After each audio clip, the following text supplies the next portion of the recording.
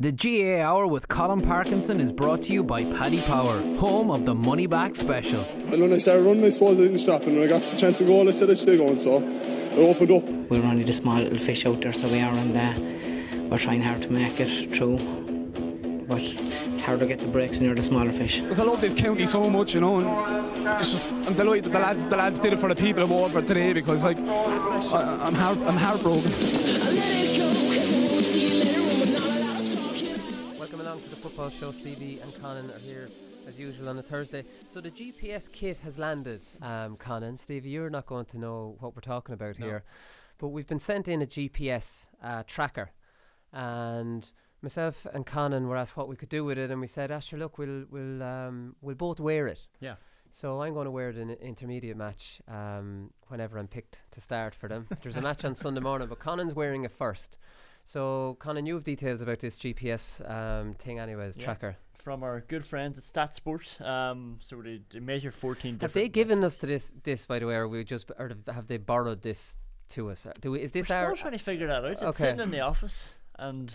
well, they're not getting it back. Are they looking for They're not getting it back. This is property of Portlaoise GAA Club right now. Well, it measures 14 different metrics, but I think the ones that we look at and what most people look at: speed, distance, accelerations. Well, I think I know who's going to win the speed part already. So do I, will he? I'm 40, lads. I'm 40 now. I'm still nippy enough, but like, I mean, I'd be very interested. I'm interested in it straight away, of wearing one, seeing the intensity runs, basically seeing on a spreadsheet what the inter-county players are seeing now, and I think that's good for the podcast. We'll explain exactly what inter-county players, the feedback they're getting off this, so and like how hard it is for them in real life. But I was actually thinking about this, like, I mean, what do you want to do? Do you want to go out and try to bullshit the GPS by consistently running and getting a huge distance covered? But that's obviously going to affect your high intensity runs. So like, I mean, you just go out and play your own game, or else you're only fooling yourself. Like, you're not going to try and get like, and plus Conán plays wing forward. There's a good chance at my age I'll be in the full forward line. So like, I mean, I'd be hoping that my distance covered won't be that high, but my high intensity runs will be very sharp runs will be. So all that stuff, like, it's really interesting analysis. And delighted that we can have it, and maybe in the future we can ask an inter-county player to use our GPS tracker for a match. How great would that be? See the difference then between what we were doing and what they were doing. No, 13 kilometres compared to 5. Do you think we'd be able to ask a player to wear it for our use, for our stats on the show? They would, wouldn't they?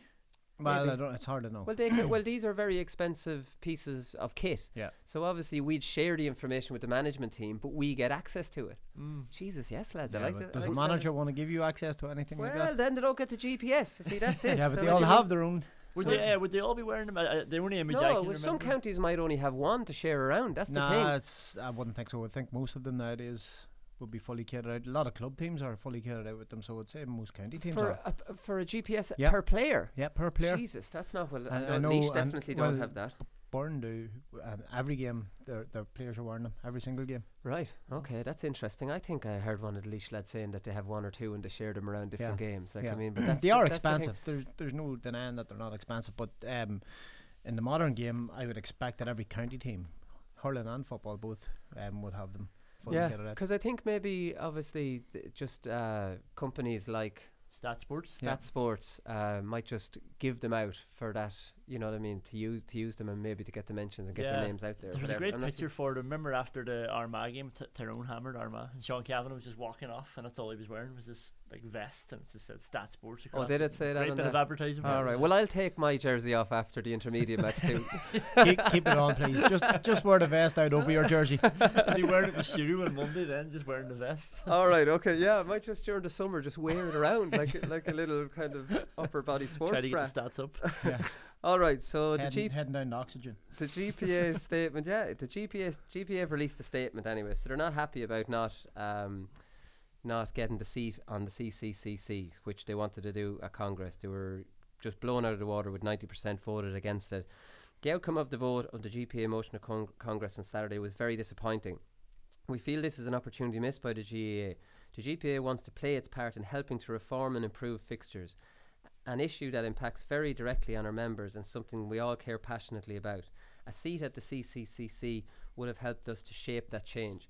All makes sense to me. That's not the whole statement. I've just given maybe the first part of it. Like, I mean, the reality of this is GPA are routinely laughed out of it at Congress. They release a statement, say they're not happy, and then they just take their medicine and they just move on, and that's it. There was no mention of the Dublin in playing 2 Super 8 games, which for me impacts their members way more, and that's just been completely brushed under the carpet. The reality is the GPA are not taken seriously anymore as a players' union. That's the Croke Park are no longer afraid of them. Croke Park used to be terrified of them, to the point where they're giving them the type of money that they're giving them so that they don't have to be afraid of them, and that's the reality. And now the problem is that players don't have a union. They have a players' welfare department within the GAA, which is the GPA, and the work the GPA does for inter-county players shouldn't really be underestimated because they do a lot of good work. But that's the reality. Like, stop calling them a union. They're not. Just not a union anymore. They're not. So now the inter-county players are stuck in limbo with no union. Only they have a union. The CPA. The CPA is a union.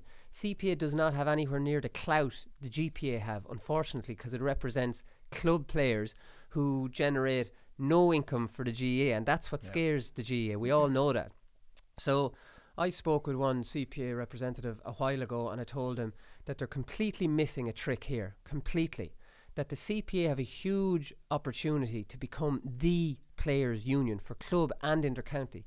All they need to do is go around to every single inter-county squad, give them a presentation, explain to them how these club fixtures are impacting on them, because everybody forgets inter-county players are club players too. This club mess is their mess. Yeah. They're all the same. So if they go around every inter-county squad, sign all those inter-county players up, then they represent everyone. The GPA becomes a complete waste of time. They can continue as a union, a waste of time as a union. I just want to stress that they can continue on as they're going. Now you'll find and see their funding from the GEA won't be as big if they're not, you know what I mean, if they don't have the same clout. But at the same time, then the CPA is the Gaelic Players Union of Ireland. Everyone. And wouldn't that be great? And then they can start standing up to the GEA on issues regarding players because they're not dependent on their money. Do you think inter-county managers are going to allow the CPA to come in and do presentations to the teams? I don't know why, because it's inter-county managers can be very selfish, and we know that they are selfish, and they want the players for their time, and clubs a lot of the time doesn't come into the equation, so they don't really give two hoots about the clubs as long as they are getting access to their players on their time. Here's a point. The April for club is not suiting GA managers at all. So if the CPA have a solution for that, and all they want to do is give a presentation to their players after training to sign them up, and all you have to do is sign them up. All this needs is the threat of having these lads on board. Like that shows the difference. So I don't see why managers, because I think inter-county managers, they're all Gaels at the end of the day. Everybody wants this club situation fixed. Yeah. And what keeps getting forgotten is that the inter-county players are club players. Is this thing bigger than the CCCC? Because like they set the fixtures obviously, and then they appoint referees and they review match footage. That's their whole mission or whatever. But they're told that the All-Ireland final has to be at this time, and then they're told that in that time from January until the end of August you have to bring in a national league and you have to fill in the provincial championships and then finish off the All-Ireland championship with a Super 8. So are they just trying to sort of manage all that given what they're given, but they can't change the structure? Does the whole structure have to be changed before they can do a more effective job? Like, I was just wondering, what would a GPA person achieve being on the CCCC? I think they would obviously insist that the Sigerson final isn't on the same day as an All-Ireland. Yeah, well, there's something like that would be good, yeah. Like, there's obviously little things like that they can help, and I don't know what huge revolution they can do, but having a seat on it for me would be a step in the right direction. I think they quoted Australian rules where that happens. A representative is on it, and it directly affects players. I'd say they might clean up little stuff that we go, Jesus, would they not have done that they might be able to stand up. They're not going to revolutionise the whole fixtures. That has to be fixed with a new programme. But they can make it better, at least. They could probably make little things better from a player welfare point of view, because as we know, the GPA is not a players' union anymore. It's a player welfare department, which still has a role, and I've no problem with that. I just wish they'd rebrand, and I think if the GPA rebranded, their PR would be so much better. Stop calling yourself something you're not, because that's what we're criticising you about. Do you know what I mean? If just say player welfare department, take care of the inter-county players, which they do. What can you complain about them then? It's that we're expecting them to stick up for players when they're not capable of doing it, and that's where they're getting all the bad PR from. And to be honest, when I saw like GPA statement after Congress, I was Me like, too. oh, here we go. I thought there was going to be a Croke Park thing in here. You know, and I thought, oh, fair play to Paul Flynn. He's really taking them on here. But it was just about fixtures. Yeah, no, not about players. Yeah, it wasn't. So Tommy Walsh is back, lads, and he was interviewed after the game. We didn't mention Tommy Walsh, and he deserved the nomination for Player of the Weekend because he was very good in the game. He really put himself about and looked like he was really up to it. And he was saying, I was never going to. He was asked about whether it was on his mind about going back, and we had him on the show last year when he was playing well for Cairns O'Rattleys, and he was like, look, I'm happy enough playing with the club, and I'm not thinking about that. And he's obviously covering himself in case Peter Keane didn't actually ring him, but he did ring him.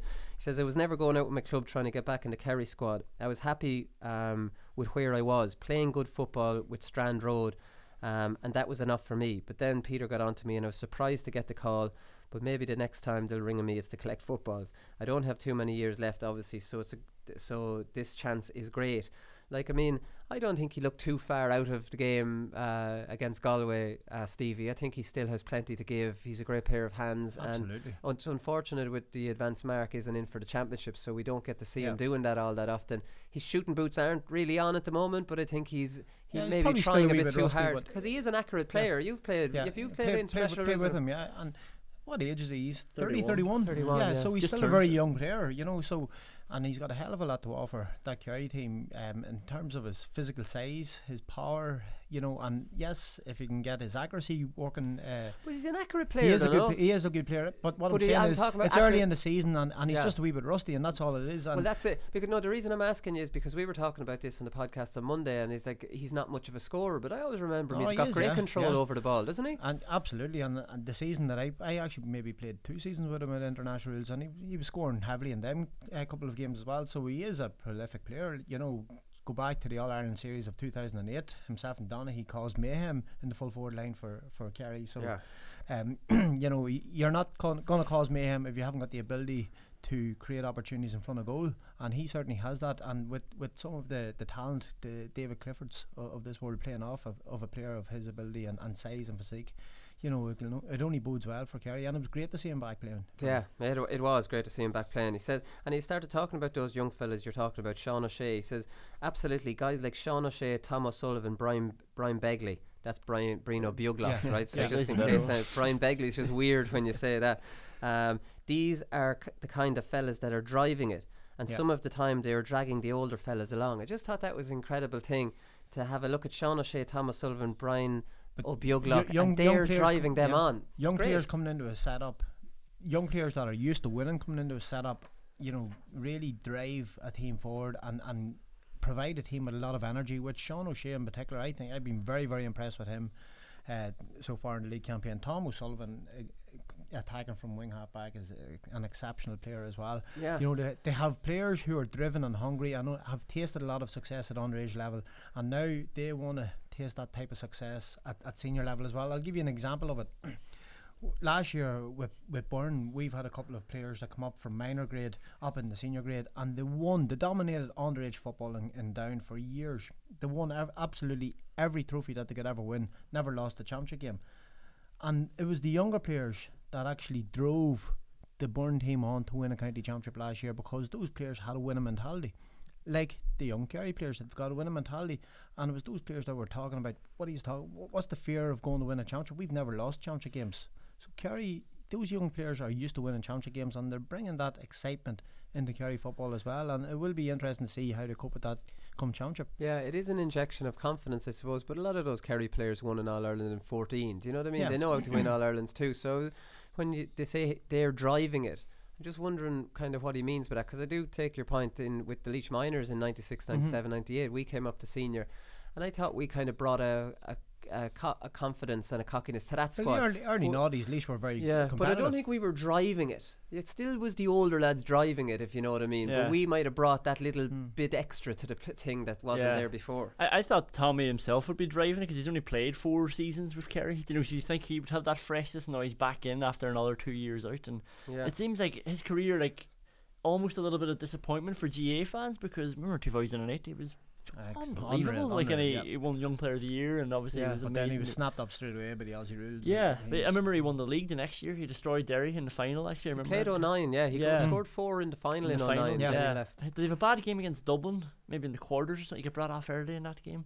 But then obviously he went away, came back 2015, didn't start in the final against Dublin, so it was all sort of stop-start for him. And now he's back, as you say. You sort of want him to be that enthusiastic guy, even though he's 31, but like he's still got plenty of miles left, I'd say. Yeah, it's hard to know. It's hard to know what driving it on means. Is it the talkers in the dressing room? Is it the drivers talkers in training? It's just the energy that they bring to the training sessions, and the youthfulness and the speed at which they want to play, and they play with absolutely total freedom, no fear. So and they don't care who their opponents are. They just go out and express themselves. Yeah, and that filters through the older guys as well. I think that gives them that rejuvenates them maybe. So there's some stats on Dublin and Croke Park here, right? So Stevie, we know your thoughts on Dublin and Croke Park. You'd no problem playing Dublin Croke Park, probably because you always beat them in Croke Park, and they weren't playing league games there, and it wasn't the same picture. And I do understand your point, and Colm O'Rourke's similar, and I think it's fellas of a generation before they started playing such a high percentage of games,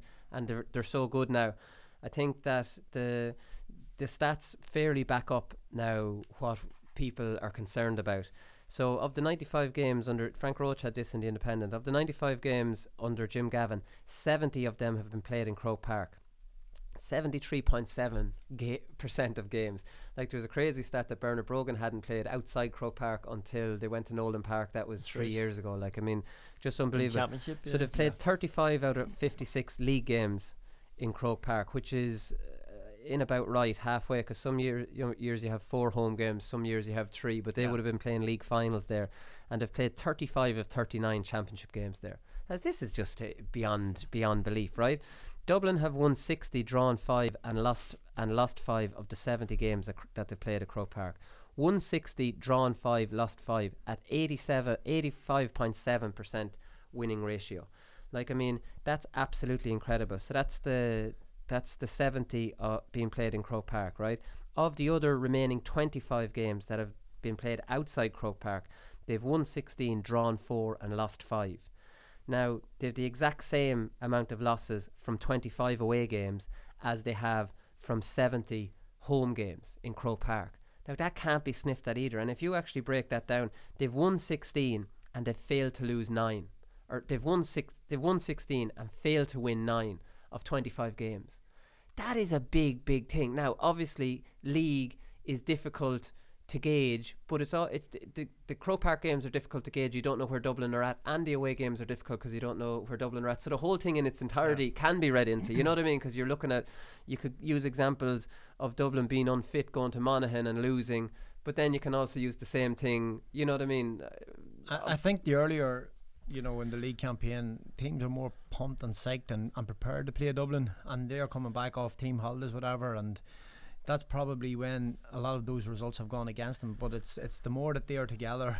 Yeah, it is striking though, because I know they drew with Donegal away in the last round under Jim McGuinness one year when it was a really important game. So that's one when they were at full throttle, and I know they drew with Tyrone in a mid-season league game. I think that was actually in Croke Park. But the point I'm making here, 87, like these stats are not lying. So 85.7%. 160 drawn 5, lost 5 of 60 games in Croker. Of 25 outside Croker, they've won 16 and failed to win 9. That's a stark contrast in fortunes in Croke Park and not in Croke Park. It is, and it's the only sort of thing that you can go on, because you can literally count in one hand how many times they played outside Croke Park in the championship. 4 times. What was it? Nolan Park twice, Portlaoise once, and Omagh. Yeah. It's only one real challenge in those, and they won it, in fairness to them, but one game where they might have lost, they wouldn't have lost the other games no matter how many times they played it. So we only got one sample for the championship games away from home, whereas in the league you've got a bigger sample size, so that's the only thing you can really go off. And I know you're right, it is the league, and they can get caught, and there are different stages of training and whatever else. So and other teams are too, though, you know what I mean? So you don't know, like, I mean, I think everything being equal, and we know Dublin might go on a holiday in January, but at the same time, every team might bloody do fierce, difficult, stamina training in January. You know what I mean? You don't know where teams are at. So, like, if you don't know where every team is at, we can see these. Yeah. You know what I mean? You can read into these stats, and there's a huge advantage there. I think the thing is here, it's just important to point out like what home advantage means. Like it is an advantage. It's called home advantage for In every a sport, reason. yeah. Like, In every sport. Like none of us will ever, and I know you don't like qualifying it, we're not disputing that Dublin would ever win any of these All-Irelands, but it does show that home advantage matters, and that's why the GAA and the GPA and everybody else should care about it and try to make it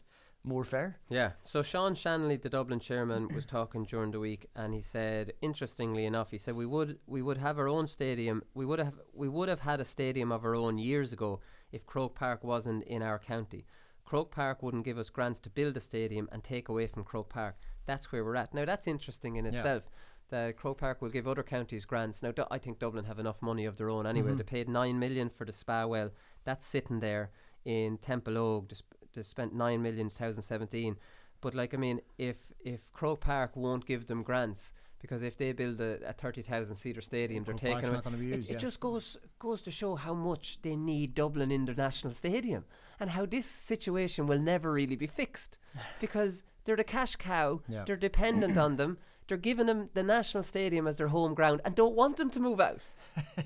Like there's two of them in it. Like, I mean, Dublin clearly happy with this situation. We don't have to spend on a stadium. Yeah. We're getting the advantage of playing all our games in Croke Park. Croke Park don't want them to leave and don't want them to build their own ground in case it takes away. For example, Croke Park could be worried that a National League final, for example, if Kerry and Mayo got into it, like, would that be better served in this smaller stadium than it would in Croke Park? And would they have to play a Dublin County Board to actually to stage the game there? So I can see why Croke Park wouldn't give them grants. And the cost of building a whole stadium, they need Dublin. They play in Croke Park. They pay for the mess that is Cork Stadium. So they need to keep doing that.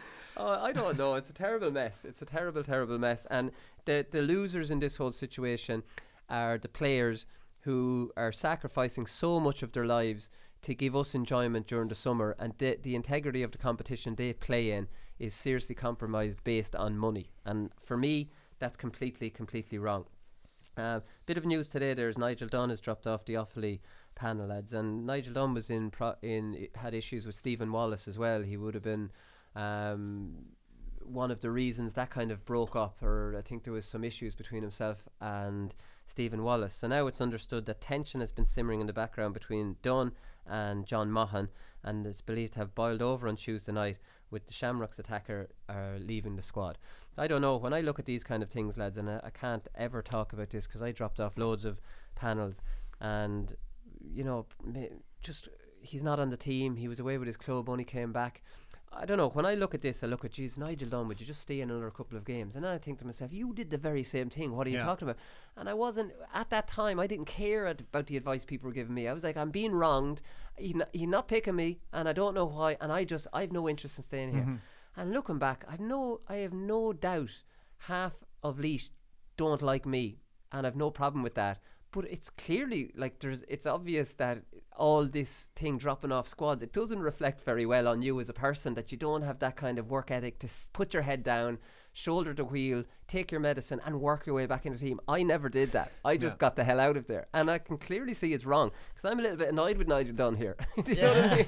It's, you're getting older now. But it's wrong, but everybody's different, like, you know. And what I was going to ask you is, was there ever a stage, do you think, that you could have been talked around by a manager or a coach? No, so you wouldn't have listened to. No. So the current trend is, you know, a lot of the players are the problem, you know, and it doesn't matter who the manager is. And yes, Wooly, going back to your career, you know, you were a problem for certain managers, and you didn't want to commit when things weren't going your way, and you didn't want to put the hard yards in, the effort to break yourself into the team. And I would say the same is with Nigel Dunn here. He's just a player that, you know, when the chips are down, he's not prepared to work hard for Offaly as a team, and you know, he's thrown the dummy out of the pram once again. And to be honest, players who got there, county teams or any team, are better off without them. Yeah, but even in just a McNulty, now this is when I was 31, 32, and I should have known better. I was mature enough, but like, I mean, when you have that fierce desire just to play and you think you can give something. So I went back anyways, and my weights and all my stats were really good. My fitness had moved on brilliantly. I was doing really well on the stats, on the weights and the 1 rep maxes and all these different tests. And I was doing all right in games, do you know. I got one O'Byrne Cup game, it wasn't great, but I hadn't played since the previous October, so I was thinking, am I in? I think I could be in the plans or whatever. So then the first league game started, I was on the bench, didn't get brought on. Heard nothing from McNulty. Second league game, was on the bench, didn't get a look in. Heard nothing from McNulty. And I rang McNulty then and I said, Justin, am I in your plans here? Because I'm like, put in a huge commitment. I've heard nothing from you. You've given me no feedback. I need to know where I stand. I said, we've Antrim at home next. If I don't see game time in that game, well then I just don't see how, because like there would be me on the bench, 6 starters, and then another 2 subs coming on. So I said, like, for me looking at the evidence of this so far, I'm down 8, 9, 10 choice forward here. And he says, well, I can't be giving promises to anybody about when it'll be brought on or whatever. So then we played Armagh in the third game, and I didn't Antrim or Armagh? Or Antrim, sorry. I didn't start. 2 forwards brought on ahead of me. Out the dressing room door, never again. Voicemail from Justin looking to meet up with me. Didn't even reply back to him. Says like, up his. He got his warning. His warning. Like, you know what I mean? Just throw a dog a bone. If I got 10 minutes that day, sure I would have stayed. I just wanted something to and I thought it was worth it. I think that's just bad management. Like, you know, and not only did you give him a warning, but I don't think I deserve to give him a warning. I gave him a heads up, but that's where I was thinking. But like, sorry, that's a warning is almost like an ultimatum, and I didn't frame it. I didn't frame it like an ultimatum. I mean, like a warning sign almost for him that he should have reacted to. But even he should have been acting before that. Like, not because of your personality and managing that, but because you're somebody who was in the Laois panel for so long before, and you played for Ireland and captain teams. So he should know that if you're giving this commitment and playing for the O'Byrne Cup and then not featuring, then he should be chatting to you at least. And like, you should know that. You should be aware that this boy might want a few sort of pointers or like know what's happening. Yeah. So like, I think a good manager would manage that situation better and try to keep. So we don't know. What I think is every manager is different, and they manage their own players in the way that they see fit. And you know, not every manager has the personality to put his arm around the player as well and to discuss things. But I believe every manager should certainly be advising his players and pointers where they can improve their game and how they can get into the starting 15, because if you've got a player who's maybe number 20 but competitively trying to get in that starting 15, then you've got a better squad. And you know, if you're getting that advice and recommendation from the manager, then you're going to be eager to continue to impress during training sessions. Feedback is vital for managers. That's big. You need to know where you stand, and I do take it. Like, I mean, any manager I've had will say about me, in that when things are going well for me, I'm brilliant to have around the squad, but when things are not going well, I'm toxic. So why leave a toxic fella around? Tell him why he's not on the panel. Don't piss. I don't want to sound like a threat or anything. But don't have me going around pissed off, because I'll cause problems for you. Like, that's nothing to brag about, but that's the reality. That's what I used to do. Anyways, I'm not going to continue on running myself into the ground here. Another 2 ones left, lads, is Dara McVitie. Now, I thought this was interesting. It was just a throwaway comment, and I'm going to see what you think of this. This is talking about the Roscommon game, right? He says, you could see in the performance, the boys were fighting very hard. We were fortunate when we went down to 14 men. I was saying to one of the Roscommon lads, the way the both of us play, when you go a man down, it's very, very hard. I just shocked at this. Like, if I was beside Dara McVitie in the field, I'd say, shut your mouth there, talking to that fella. Like, I mean, is this wrong to be having a chat about stuff like that to a man in a serious league game? Listen, in a competitive game like that, there, absolutely, no doubt about it. You know, you've got to have your clear focus on your own team's intentions to go and win the match, or do as best as possible for your team to win. You know, I went back obviously to play seconds football last year in goals, and I'm more relaxed, and I don't mind having a wee, you know, one-liner with a player in the opposition team from time to time. But that's seconds football, that's junior football, that's the level that is at. But at inter-county level, no. You never should not be having a conversation like that there during the game. Yes, you don't mind them saying something, but you know, if it's a topic about an incident or something that happens and there's a stop and play, but that seems to be like a conversation that's gone on during the game. Like, I was taken aback when I saw it. How do you know, having a conversation with me and you, Conán, we're marking each other and we're having a conversation. Then are you going this year, Stephen? Then the two of us go for a 50-50 ball. Who's going to buzz to then? You know. But like, I mean, you hear all these conversations in league games in clubs. Well, what are you doing? Are you training hard? And you see this going on, and that's I don't like it. But at the same, I'll turn a kind of a blind eye to it, or whatever, a blind ear, or whatever you can even say that. A deaf ear. But deaf ear. So what was it? Oh, the example. So we played Kilmacud Crokes. I always remember when I was in the zone, I hated the loudest marking. I didn't want to talk to him. I didn't even want to entertain him. None of the players on the opposition's team did want. And any good game I remember playing, that's the way my mind was working. If I think back to games where I shared a joke with someone if the ball was broken in play, I wasn't playing well at that time. So I think we were playing Kilmacud Crokes. We beat them in the Leinster Club semi-final in 2004. And I ended up working with Brian McGrath, who played centre-back for Wicklow, and he was on the Kilmacud Crokes team, and we worked together and we were having a chat. He says, geez, I remember when I was marked you in that, I was marking you for a point in that game, and we both fell to the ground, and when I stood up, I put down my hand to pick you back up, and you just slapped my hand away and told me to fuck off. The man tried to help me up off the ground, and like I didn't want to even entertain his help. But you were in the zone, and that's an important game. You're in the zone, that's it. You know, for me, you have to have a level of respect towards your opponent, but there's a thin line between, you know, that level of respect and being focused on your own game, and that's it. You know, you've got to have that focus. Yeah, and then there's telling someone to fuck off and they try to pick you up. Listen, even when you're in the zone and having the focus, you always tell people to fuck off. Don't worry about that. Would you have accepted a pick up off the ground? I probably would. Yeah. I think that's different. All right, that's just being a real bollocks. Yeah, you were a real bollocks, and we know that. All right, we'll come back and we'll talk to Wayne Kierans.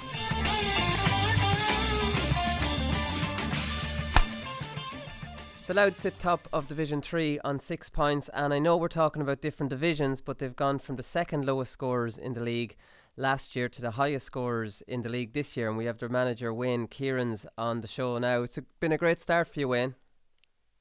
Yeah, it could. Well, it actually literally wasn't a great start with the defeat in the Longford game, but overall over the 4 games, yeah, it has been a good start. The boys bounced back really well after the first game and got 3 good wins with different levels of performance, but we're certainly happy at the moment how things are going. Was it difficult to bounce back from that Longford game? Because it's not just a defeat, and it was a close game in that first league game, but you're coming off the back of a disastrous year last year. Do you know what I mean? So, which probably made the bounce back all that more impressive. Yeah, I think we've only have ourselves to blame for the Longford game. Our discipline let us down, and that was the general narrative around the county, is that if we had kept 15 men in the field, like, we probably could have sneaked the win that day, and I probably would definitely agree with that.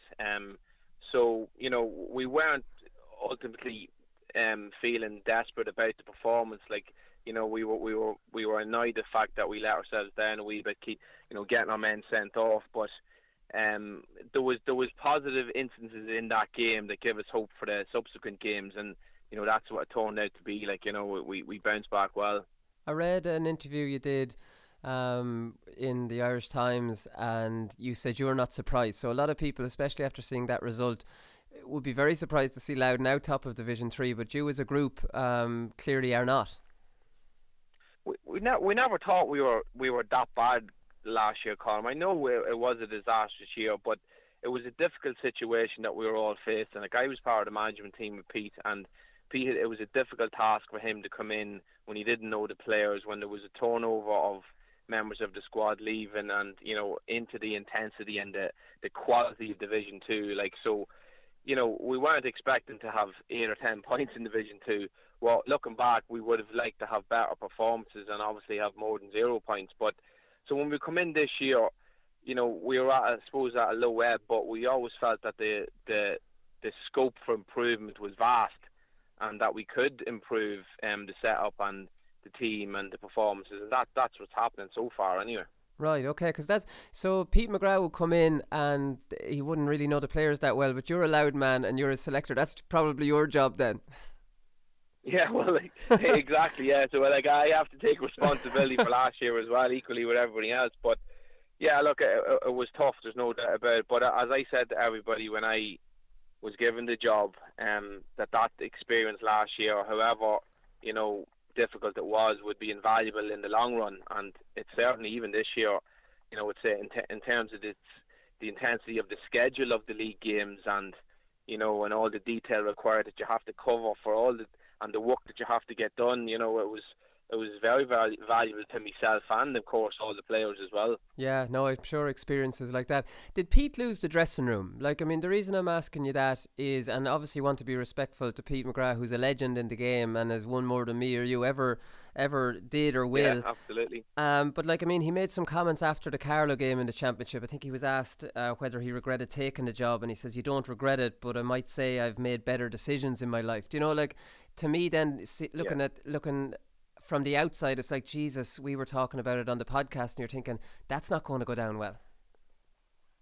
Well, look, I suppose no matter what Pete had said at the time, it probably wouldn't have went down well because of the fact that we were being beaten in every game. I suppose well beaten in every game, but you know, I'm not sure. It's too black or white to say whether he lost the dressing room or not. I thought he gave a lot of wisdom to the dressing room, an awful lot of enthusiasm and experience to all the guys. It just didn't work out for us. So we got off to a difficult start and we couldn't just recover. So I don't think it would be fair to say that there was an issue with the manager and the dressing room.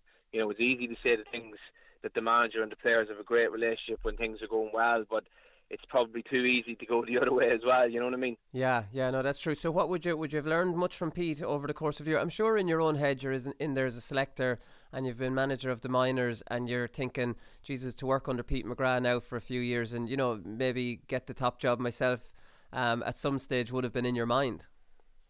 Yeah, well, I was only too delighted to work with Pete, and as I said, his wisdom of the game and his enthusiasm and knowledge and experience, like, it was great for me to bounce off, and I have to say I got on very well with him.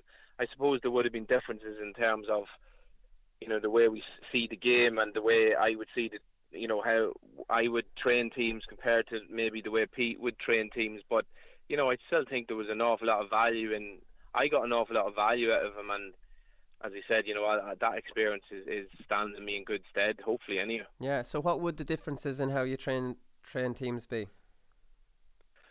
Well, like, I'd be more, in terms of being more of a games-based approach and, high-intensity training and everything done with the ball, and, we always have whys in our training and why we're doing certain scenarios and why we're doing certain condition games, and, maybe Pete and would have had different views on how he trained teams in the past, and so there was some differences there, but there was no issue really. Right, so Pete, from just listening to that, Pete McGrath is a bit like Mick O'Dwyer, where you run the shite out of him until the end of March, then the clocks go forward and you play a load of football. Yeah, well, yeah, look, that's one way of looking at it, but I'll put it more bluntly than you. I'll put it more bluntly than you. Yeah, exactly. I'd be very, very respectful to Pete now, I have to say that. Yeah. And as I said, I learned an awful lot from him, so it was great. It was great to work with him for the years, no doubt about that. Yeah, I know. In fairness, I'd say Brian Cody is even still in a little bit of that kind of training system. The clocks go forward and you get the balls out, and then it's all hurling. So maybe it definitely works. Well, there's no right or wrong way. It's whatever your philosophy and whatever methods you believe in yourself. Yeah. You know what I mean? If that's not totally aligned with another person, then that's not the first time that's going to happen in Gaelic football. So, each person has their own ideas and methods, philosophies. I have mine. Other people have others. That's not to say anything anybody else's is wrong. Yeah. You mentioned the whys there, and I thought that was very interesting because, like, a lot of managers will just go out and do a load of drills. Only they might have looked them up on the internet or something, and I've seen different managers doing that, and they think they're great, and there's no real rhyme or reason. Now that's okay if the drill is just designed to get you fit, but drills should really be trying to improve things that are not going well on the field. And without explaining exactly why you're doing that drill, it's interesting for you to say the whys. I didn't know that had become kind of a term now. Well, it's something. When I started out first, it was always something that I had in my mind. It says, why are we going to spend 20 minutes on a particular activity tonight? What value are we going to get out of it on match day? And so when you start off with a team, you're saying, well, I need to get the principles of my game into these players. So your activities are based around that. And then what I find is, and what you find is, as you go along and you play games and you say, well, we're not doing well at this, or we're not doing well at that. So your training is then reactive to, well, we need activities to improve X, Y, Z or A, B, C, and we don't train for the sake of all the times these guys spend training, we don't train for the sake of spending an hour and a half out in the pitch. We have to give value, the most possible value, and that's why, every single thing we do, we try and say, look, this is going to give us value against Carlow the weekend. This is, etc., etc. So Yeah. it's a major part of our pitch before every training session. Yeah, no, definitely. So what kind of style of player we have? Obviously, we only see the big teams on the television, so I've only been reading match reports about Louth, but the stats are great. 10 goals. Now, one was an own goal, a crazy, apparently, own goal against Yeah. Offaly, but you blitzed Laois with goals in quick succession, and you did the same against Sligo. Now, I know, I don't think you can do any work to do that, but are you doing work on scoring goals? You're clearly leaving enough forwards up there that you have the ability to score goals. Well, we're certainly not a 14-man behind the ball team. And that's one thing I would say. You have to be able to create a balance to allow you to score these scores that you're talking about. There's a lot of work gone into building attacks, Colm, and what decisions are involved in building the attacks, whether it's longer or quicker, or whether it's short. So we spend an awful lot of time, and so depending on what the opposition team, how they play, we feel that we've good options to be able to break them down and create. Now, to be honest, the goals that we're creating at the moment, it wouldn't matter what way the teams are setting up. They're that slick and they're that quality of play, and there's that really good decisions being made by the guys. It's very, very impressive. But we do spend a lot of time on it. Yeah, because it's definitely working. There's no doubt about that. None of the minor team from 17 have made the step up, or have I? I've tried to cross-reference some of the teams. I know you were manager of that. Are they ready yet? Well, there's some of them on the panel. There's 4 in total on the panel. So, that's obviously a hugely positive sign. It's a very, very young squad now. So, yeah, one of them has got game time so far, Dan Cork and cornerback, and then there's a sub-keeper, and there's Owen Callan and Leonard Gray. So they were all in the 17 minor team, and then from the 16 minor team, there's a couple involved as well. So the squad is very young now, I have to say. Right, okay, because you're managing without Ryan Burns. He got injured. He played well against Laois, and now he's out. Conor Grimes, Kieran Byrne, and their names we would know. So it is really a new Louth team. I'm looking through it and I'm thinking, geez, there's none of that kind of household names that Andy McDonnell's still there. Maybe I'm showing my age of fellas that might have been around when I was there. Yeah, sure. Look, I know all those guys you're talking about too. And Andy McDonnell he's still there, and he's still producing seriously quality performances, game in, game out. So, yeah, there's a freshness to the team. There's no doubt about that with some of the younger players. But you still have your Andy, your Bevan Duffy's, your Jim McEnany's, your Derek Maguire's coming back into the panel now after his exploits with his club. He was with the club, Junior All Ireland. Yeah. So. The panel is in a good shape now, I have to say. We'd be delighted with the strength of the panel, and it beckons well for the future. And any word on Kieran Byrne? How's his ankle? That was horrific what happened to him. He'd be a huge plus for you now. When is he looking to be back? He'll be back. He's making great progress. He's out in the pitch doing work. So the next stage will be just to find out when he can really step up that training over the next week or so. So maybe, it'd be optimistic maybe for him to squeeze in for the end of the league, but we're hoping that he'll be able to play some part in the championship. So we'll have to wait. See, Conor Grimes would be very similar, so we'll wait and see. Right, and have you Kieran in around the place? I'm sure his kind of experience on recovery and different training and all the experience he picked up in Australia would be a good plus. Absolutely, yeah. He's with the team pretty much constantly, especially now as he's back out in the pitch. And he's been in all the conditioning sessions as well. Conor Grimes the same. So, yeah, Kieran's he's a great lad. He's a great attitude.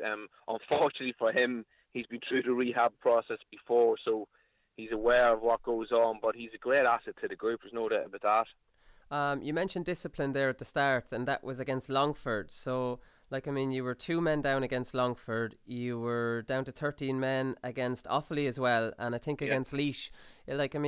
I think it's Conor Early who's probably the worst culprit. He was red against Longford, sin bin against Laois, then a red against Offaly again, and he missed the Sligo game. Is this just youthful enthusiasm, or is there an issue you need to work on? Well, I think it's a tiny bit of both. In fairness, it would be youthful enthusiasm, and in fairness, since he come in the start of the year, his training has been absolutely excellent, and there's a couple of different things. I think there's over eagerness without a doubt. There's the inexperience. There's the just it can boil down to the technique of the tackle, and it can also boil down to the interpretation of the referees. But I think Conán had a rough time now and just went through a bit of a spell where nothing was going right for him, and there was a little bit of frustration involved. But his training overall and his performances when he has been on the pitch have been very good. So we'll stick by him, and I think he's learning. He has learned probably a lesson already at this stage on what to do and what not to do. So it was a little bit of a concern, but I think it's it'll be sorted out. Do you play music in the dressing room? Was I reading that? Yeah. I don't know whether that's such a big thing or not really, Colm. They play music in the dressing room before the game, yeah. So it's just it's a personal choice for them, and it's good that there's nothing worse than going in before a game and hearing a real quiet dressing room and everybody's quiet as mice. So I have no problem with it. So they bang out the tunes. They bang out the tunes. So these fellas, because this is a big fashion thing from seeing Pogba and these lads on coming into the dressing rooms, and they have their own personalised Dr. Dre earphones. Have you banned them for the communal music? First of all, as being a Liverpool fan, I can't be talking about Pogba, so we have to leave him out. But yeah, look, if lads are more worried about what sort of earphones they have before a game and how well their hairstyles are, and I don't think they'd be too welcome in the loud squad. But I don't think if anybody wants to have a quiet time before the game and listen to music, I don't think there's a problem with that either. So it's just the individual's taste. Because it was in the local paper, in the local paper that I was reading on the match report. It was after the Offaly game, after an OG by one of their players, and there was music going on in the loud dressing room. I'd say the Offaly lads were walking past there going, these feckers. Yeah, I know that was a difficult one for Offaly to take. In fairness, it was a bizarre ending to a crazy game. Yeah. Really, their own man kicked the ball into the net, did he? He did, yeah. Right at basically, literally the last kick of the game, the keeper kicked it out and the referee blew the whistle. So, but look, we'd look at it from the overall point of view, is that we definitely deserve something out of the game. So, without doubt, the instance of luck went for us in that game. Yeah, because you can be a good manager, a great manager, but if you have a bit of luck as a manager, is better than any other quality I think that you might have. Come here, is Carlo's up next then? This is on Saturday night away. And you know all about Carlo. Yep. Their system is well flagged, and you played them in the championship last year, so I'm sure all the training is geared around working outside the screen, and maybe how you transition then when you break them down and things like that. Yeah, absolutely. Yeah, the good thing, we've watched Carlo now for a number of years with Torok and Stevie Poacher, so it's pretty clear what way they play, but. It's really only be 10% to be Carlo and 90% of ourselves, maintaining our performance levels. There's definitely, I wouldn't deny there's things, identified and things that we've been working on for Carlo, but the majority of it is still trying to maintain and improve what we're doing ourselves. So, that's obviously what we're looking to do again this weekend, and hopefully, the performance levels of the past few games will continue. That's what we're looking for. Yeah, well listen, best of luck with it, and best of luck for the year. I'll keep my ear out for the music for any of those matches I'm covering you're playing in. No bother, Colm. Thanks a million.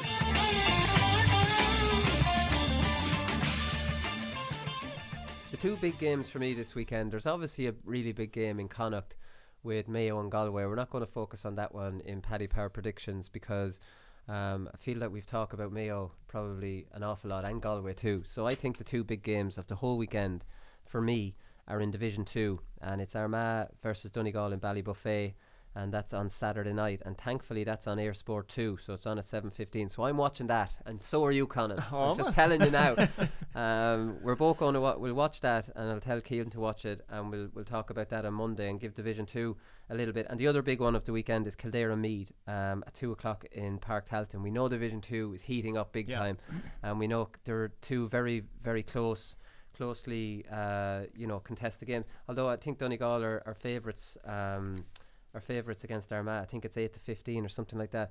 But this is a must win for Donegal and Armagh, Stevie, because the reality is that the losers of this are all of a sudden in serious relegation trouble. Yeah, must win for both teams, and you know, a few weeks back we were probably looking at the teams in Division 2 and we were saying Donegal and Armagh will be towards the top end of that there, and you know, Donegal in recent years have, you know, having lost 2 games in a row, that's something that we haven't become accustomed to with Donegal teams, and particularly given the fact now that they are playing at home, you know, certainly puts them in a much stronger position going into this game.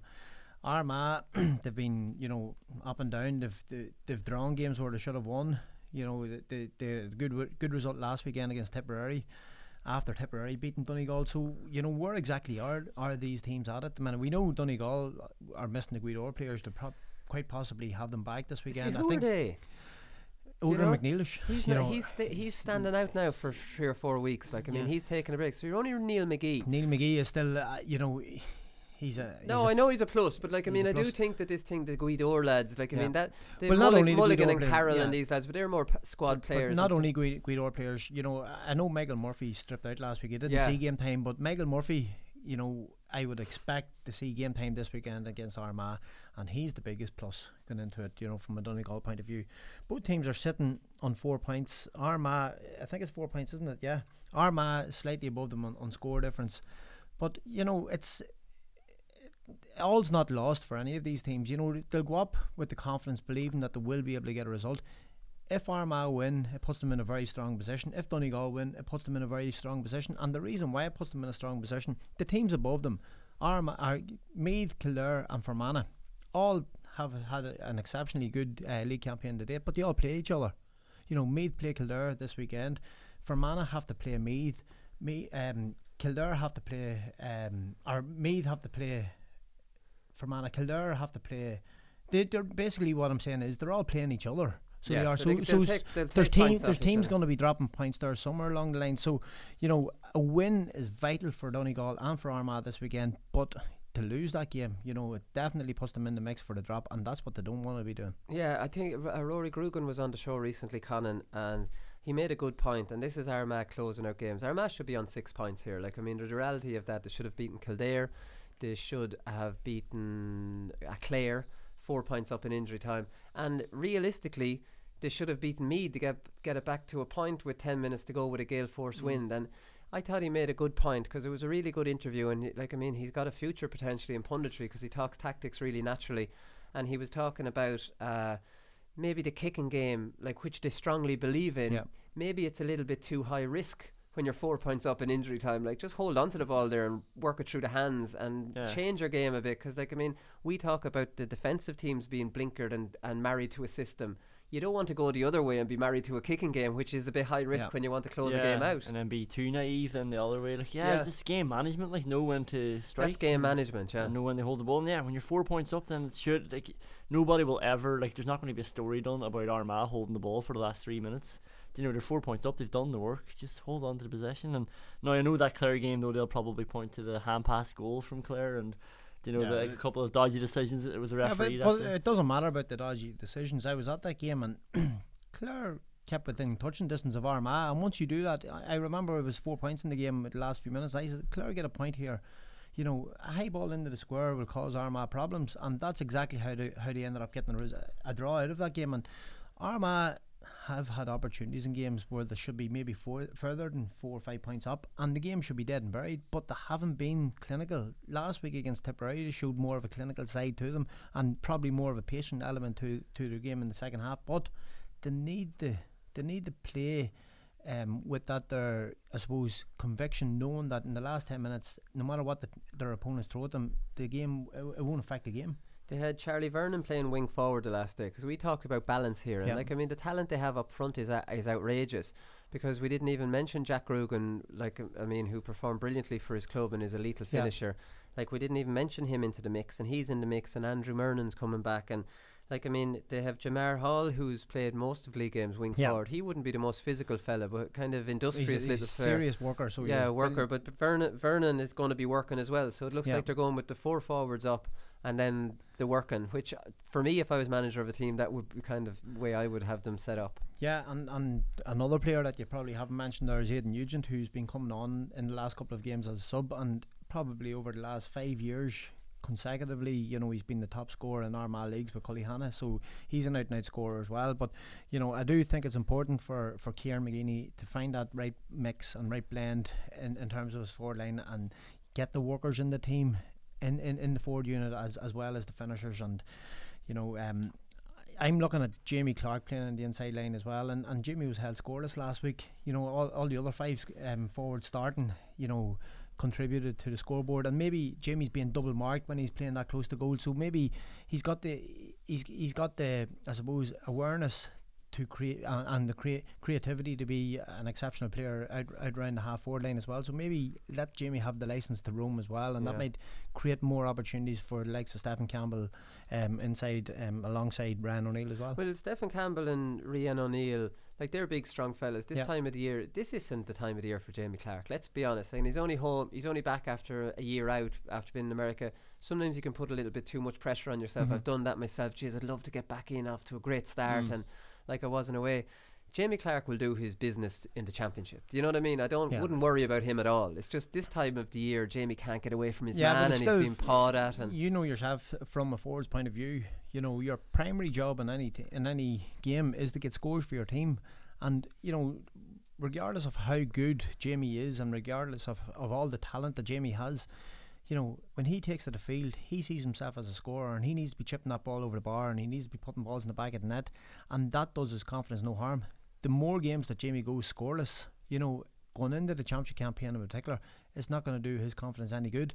And I go back 2 years ago, you know, against Down, when Armagh went in heavily fancied to beat Down in the championship in the marshes in Uri. He was held, you know, that day too, and he was limited in what he created, and that come off the back of a disappointing league campaign that year as well. So you know, Jamie has to be finding scores for his team to build his confidence up as much as possible too. There is more to his game than scoring though, right? Absolutely, he can be the first man out and leave 2 in and actually set them up. And that's why I say give him the freedom to go wherever he roam. I think because Jamie has a creative side about him. He's a great creative side. Yeah, he does. He's like the Gooch in that manner. Like he's not just a heavy scorer. I think that is his best position. Almost like the Jason Doherty rule, where you leave the 2 inside and the you one go in front of the other 2. You can rotate if you want. But I remember taking stats when they beat Tipperary down in Thurles in that amazing championship game, and the amount of ball he picked up around the 45, and it was long direct ball, and they were looking for him every time, and he had the whole 45. Like, he was being marked by Robbie Kelly, who was trying to stick to him, but he couldn't get near him because Jamie Clark was just buzzing. They had too much space out there,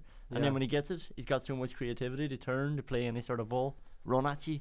Do you know? Like, actually, I really like that Charlie Vernon is pushed into a more sort of midfield role, because I never liked him at fullback, because I think it was more out of necessity. And I always remember him playing with Queens, and he was like this legend. Well, you see, having James Morgan back now allows Kilmacud to push Charlie further out the field as well.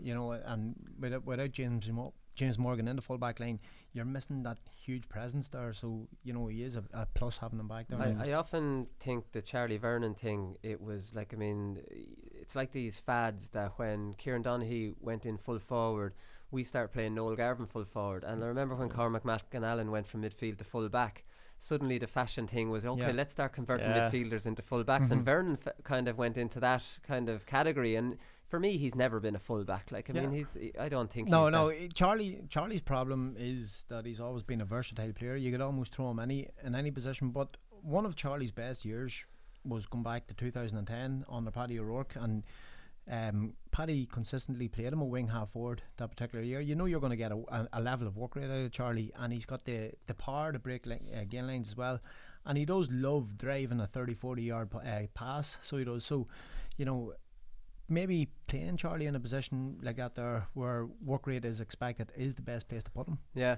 so like, I mean, I really like that setup. So you have Rian and you have Stephen Campbell inside, you have Jamie Clark on the top of the D ahead of them, and you have Rory Grugan on the 45 ahead of Jamie Clark. Another player. So Rory Grugan is breaking into midfield by the time he picks up ball. He's turning around because he's got a great brain. He's giving lovely diagonal crossfield balls to Jamie, who probably picks it up on the 45 by the time he gets out to it, or right or left, who's then turning around and who's got the brains and the creativity to give lovely diagonal balls into the 2 lads. Wouldn't that be beautiful? Now, the only problem with that, and that's how I would love to have a team set up, what happens when Jamie Clark and Rory Grugan's men just feck off up the field? Like, it ruins. But seriously, this is how a lot of shapes are being ruined. They're being ruined by these attacking cornerbacks that are ruining the shape of games. Those boys do work quite hard for the team, but you know, don't get carried away. It's not about their work rate. I'm taking the point that even if you have that, that's our attacking formation. That's out the window. Don't want them That's working fine, back. but is the don't get problem carried with away them. by names on the Armagh team, whatever, and maybe we have got caught in this trap in recent times, getting carried away with expectations of the Armagh forward line.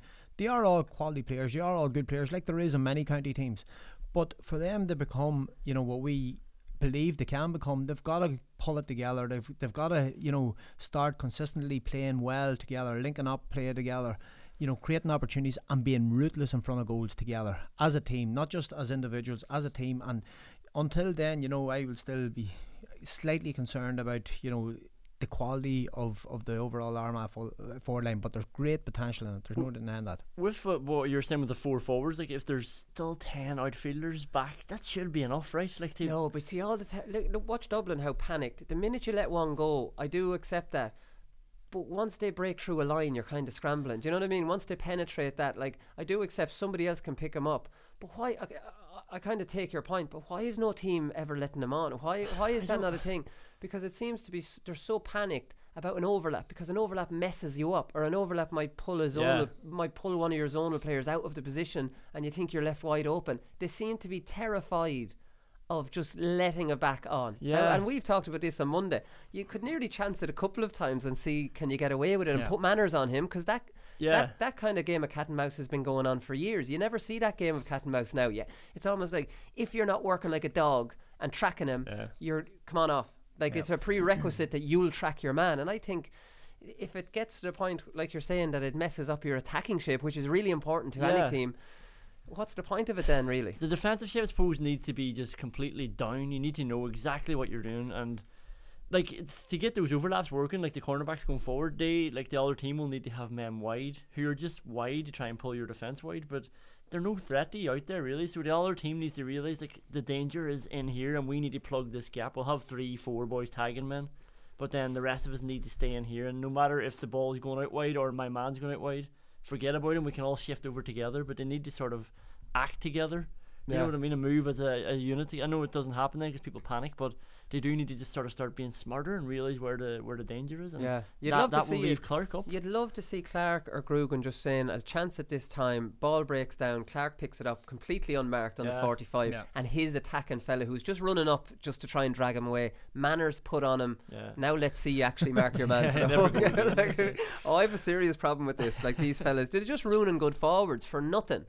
What are you going to do when you even go up there? Like, get back down the field. I hate it. I really do hate. I think that if you have 3 forwards and 3 backs, three man markers and three taggers and 3 forwards, and they can't come outside their 45, I think that would put great shape on the game. And that traditionally, that's not really anything crazy. It's just your full forward line, full back line that you're not coming out. Yeah, but that's never going to happen either. Why wouldn't it happen? I don't think it's ever going to happen. But listen, a forward that thinks like a forward, that thinks about getting scores consistently for his team, knows that he's got to work hard. When he is dragged out of his position, he should be back in a more attacking position within 10 seconds of being dragged out of it when the play stops or breaks down. It's harder when you're tracking back and then you're doing all this tackling. And it's not. Listen, it's not. If a player thinks like a forward, he will get straight back up that field. No, but he's only after spending like say 90 seconds tackling and going side to side, and then he has to run 100 yards. I've and then done creative. it myself. You get back up the field as soon as possible. You can get your breather once you get back up there, and that's it. Yeah, but then you're on the attack, so you are compromised in the same type of energy that you would have had if you hadn't gone. That's just basic physiology. It's wrong. You can get yourself into an attacking position, but create space for other players. Yeah, but that's the problem with Clark though. Like, he can't create space for other players. He's the one everybody wants to get on the ball. Do you know what I mean? Like, so I could run up and just be like, I'd be happy enough if Jamie was being double, triple marked and leaving the likes of Ryan O'Neill free. Absolutely delighted with that all day long. Stephen Campbell free on a 1-on-1 situation. I'd take that all day long.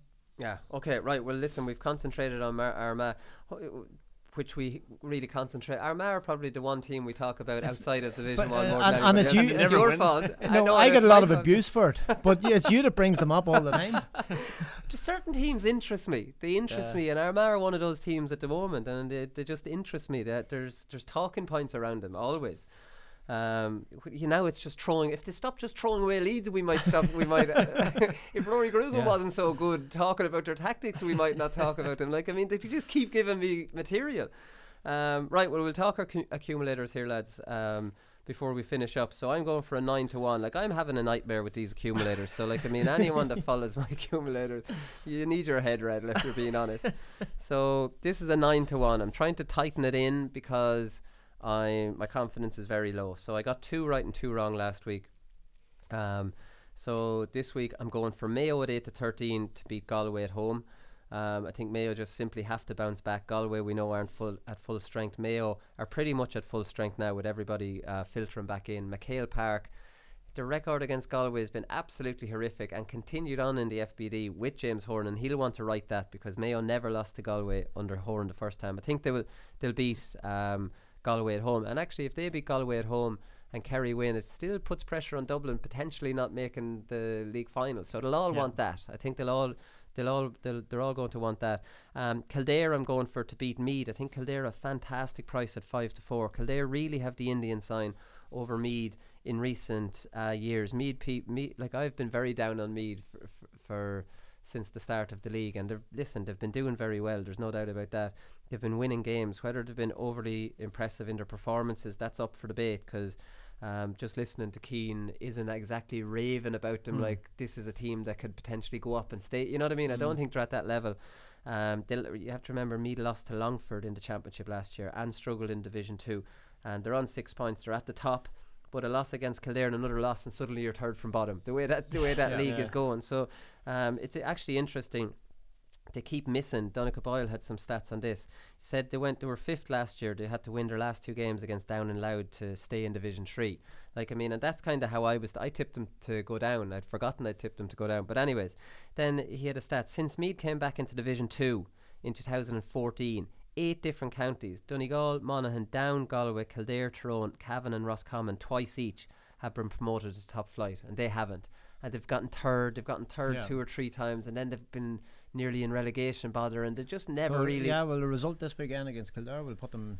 Oh, they'll put them in the driving seat. I just don't think they'll do it. I tipped against Kildare last week, thinking they were missing a lot of players, and then Tommy Mullick starts the midfield, Paddy Brophy's back in the forwards, and did a full forward line of Jimmy Hyland, Ben McCormack and Neil Flynn, and suddenly Kildare looked really strong, different side, they're really back into the mix. So based on Tipperary's or Kildare's recent form against Meath, and with the big players coming back into contention, I think I'll be going for Kildare in that one. That's 5-4. That's a great price, I think. I'm going for Laois at 4-7 to bounce back against Longford. Laois usually beat Longford, especially at home, and that's 4-7. And I've Wicklow down at 4-5 to beat Wexford, who are having an absolute nightmare. Bottom of Division 4. My God, the morale must be absolutely at an all-time low. I think Wicklow will beat them. Those 4, Mayo, Kildare, Laois, Wicklow, 9-1 accumulator. Don't get on it. I've gone 7-1 because my confidence is shot as well. Yeah. I had 1 wrong last week. You got 3 or 4, yeah. Longford we're celebrating that. Yeah. Right. Down must have been listening to the show in the changing room before the game. They got a load of goals, sure. Yeah, we were all predicting Longford to win, but I've gone with Mayo as well. I've gone with Tip. That Division 2 is like this weekend is like the perfect set of fixtures. Everybody you could want playing are playing. Like, so I've gone with Tip because they're playing Cork, but both of those teams also need to win because they're both playing each other and they're both in the relegation zone. I think Tip will turn them over. Gone with Laois against Longford, and I've gone with Antrim against Waterford, back on the horse after beating London last week. They've been very unlucky. They lost to Derry by a point. They lost to Leitrim by a point. Both of those teams have won all their games. You know, so Antrim just sort of like you were saying about the draws of Armagh, Antrim could have gone the other way. Well, you see, Antrim have been up to Division 3 and back down and up and back down. The Antrim really are too good for 4. Like, they will look at that as really disappointing. Like, they're sitting on 2 points. You know, there's teams Derry are sitting on 8. I know Derry's head and shoulders above anyway. But they've lost against also sitting on 8 points. They lost against the top 2 teams. Like, they'd be very disappointed. I'm saying losing. You know, they're not. When you say they've been unlucky, they really should be beating. I would actually I would say that they are a Division 4 team at the minute. They've got a lot of flair players that you would probably expect more from them, but I think the level that they're at the minute is Division 4, and probably they should look to, you know, play Division 4 instead of going up and back down. It doesn't do them any good as a county. Go up when the time's right for them going up. Right, well, maybe they think this year's the time's right, Steve. Well, it's not going to happen now at this stage. So. It ain't going to happen. Okay, give us your one there, and I want some feedback on how your last accumulator went. I can't remember. Okay. It went badly. It's been a while, but I know none of us have had any, and have we?